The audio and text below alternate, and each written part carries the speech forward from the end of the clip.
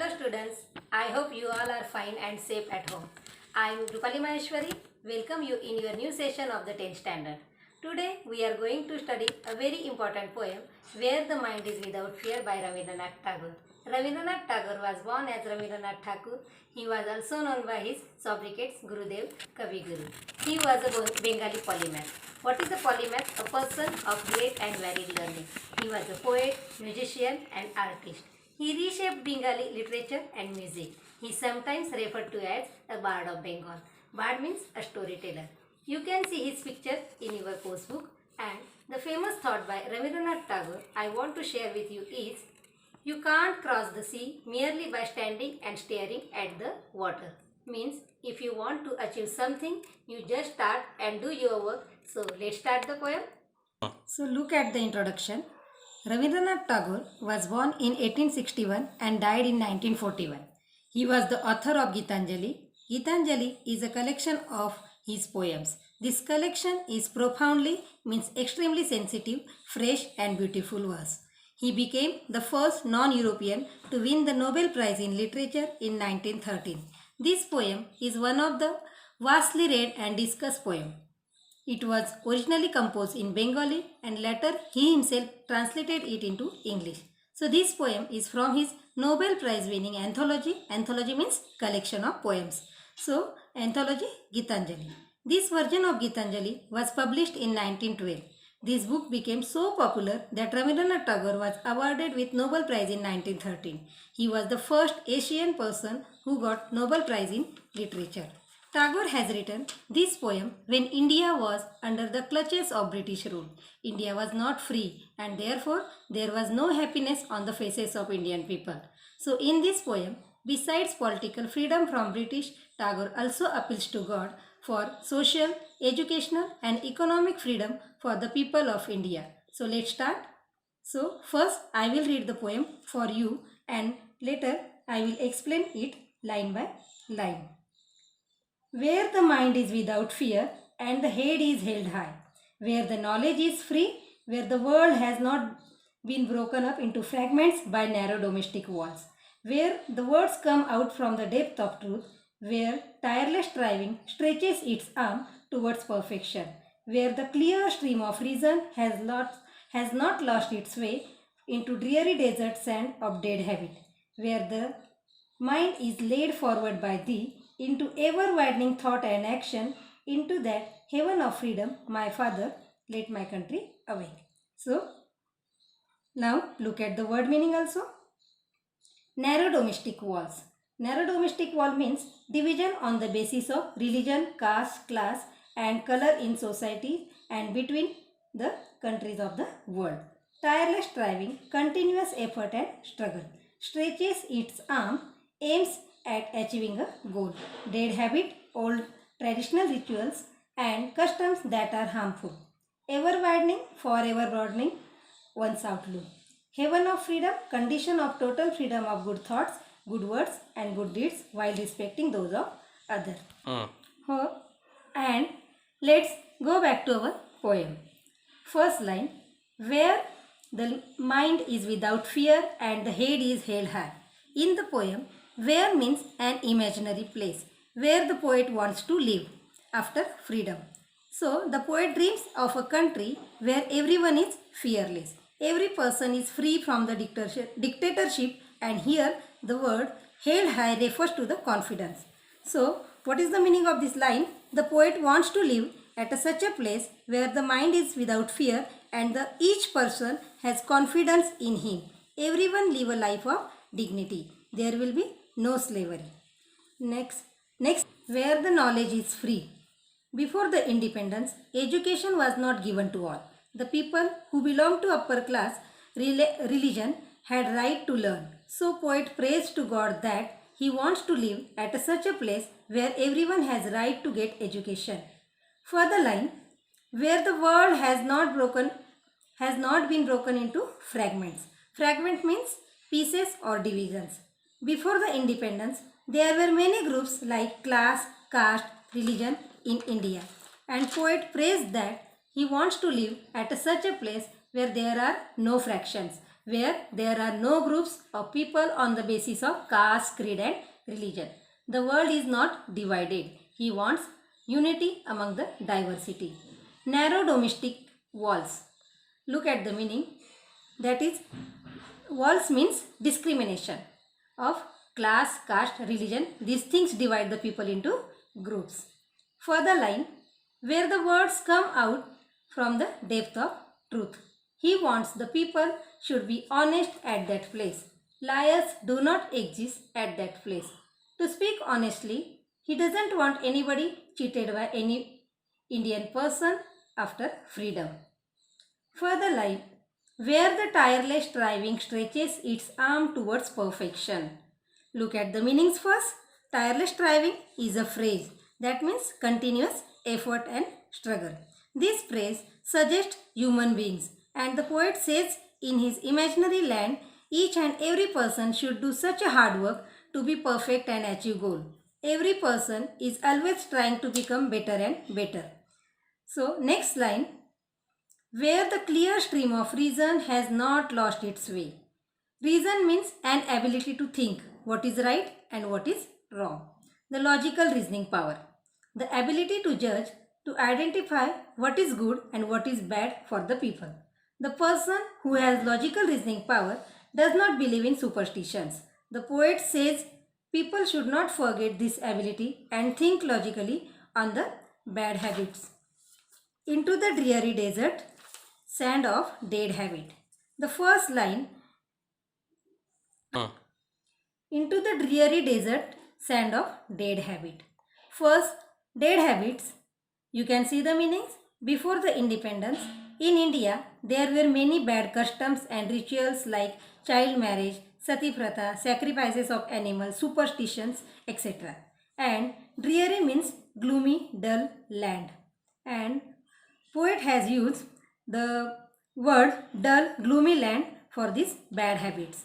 The poet says that if a person enters into a place where dead habits are followed by the people, then because of his clear thinking, judging ability, he should not lost his way. He should take a right path.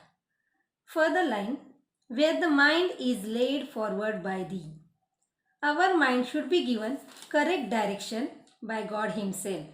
We will do correct action under the guidance of the God Almighty. Our outlook should be broad. The poet appeals God. The last line of the poem, into that haven of freedom, my father, let my country awake.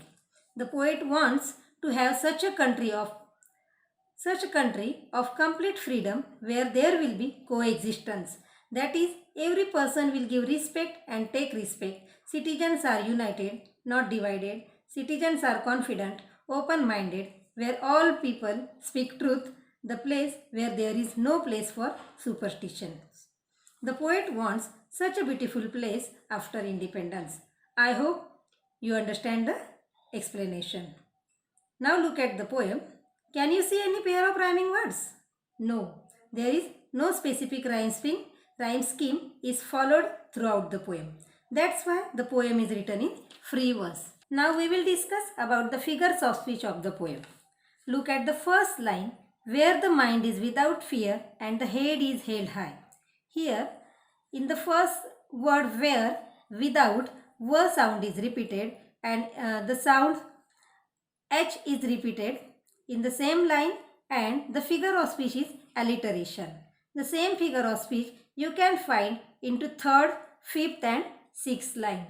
Third line, where the word has not been broken up into fragments, v sound is repeated, and fifth line also v sound is repeated where the words come out from the depth of truth. Now, next figure of speech, the important figure of speech is personification. Look at the sixth line, where the tireless striving stretches its arm towards perfection. Here, tireless striving is a non-living thing, and the non-living thing is treated as a human being, like tireless striving stretching its arm. We can visualize tireless striving stretches its arm. So non-living thing has given human quality, and so the figure of speech is personification. The third important figure of speech, metaphor, we are going to see here. Look at the line. Where the clear stream of reason has not lost its way. Here, reason is directly compared to a clear stream. And in the next line, into the dreary desert sand of dead habit, here dead habits are directly compared to a dreary desert. So, when there is a direct comparison between two objects or two things, figure of speech is metaphor. So, in the 7th and 8th line, the figure of speech is metaphor. You have to underline that line and mention that it is a figure of speech metaphor. Look at the last line. Into that heaven of freedom, my Father. Here, poet is addressing to God.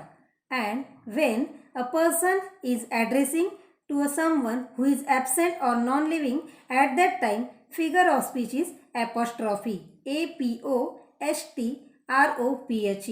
is present. So, apostrophe is a figure of speech when non-living thing is addressed by a poet. So, here God is not visible, and that's why the figure of speech is apostrophe.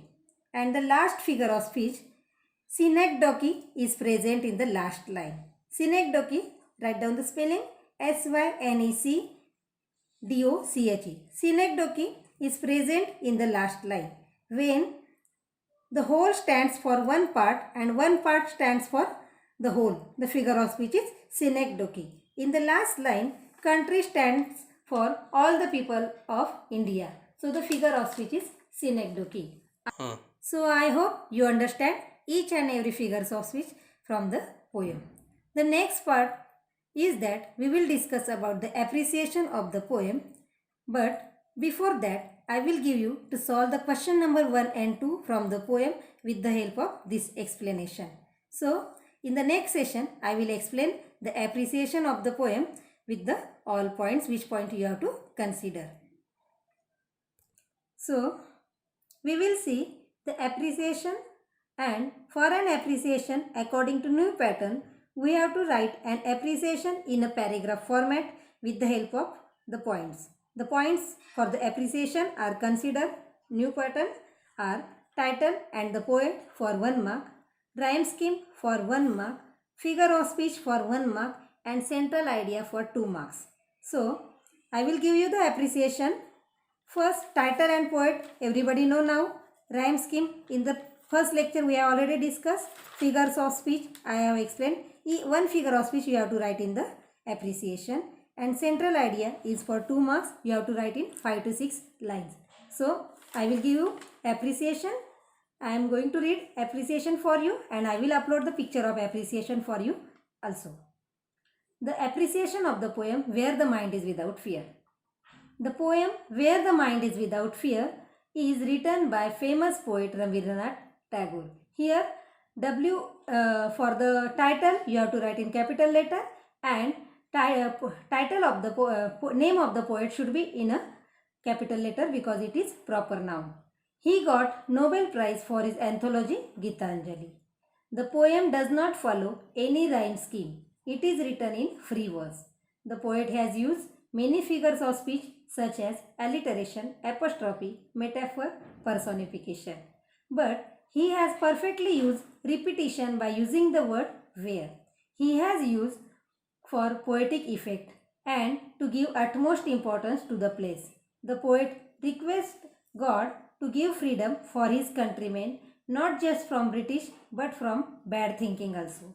He urges to him for the place where everyone would live in harmony instead of division, get the chance for the learning, living a respectful life, be fearless, be logical thinker, stay away from difference on the basis of caste, religion and language. He wants every person should be hardworking for developing one's thoughts and actions and would be led by the God. He wants the place where people would like to live because such a place is none other but heaven. The poem is a prayer to God whom the poet considers the Father because the Father tries to complete the good wishes of the Son.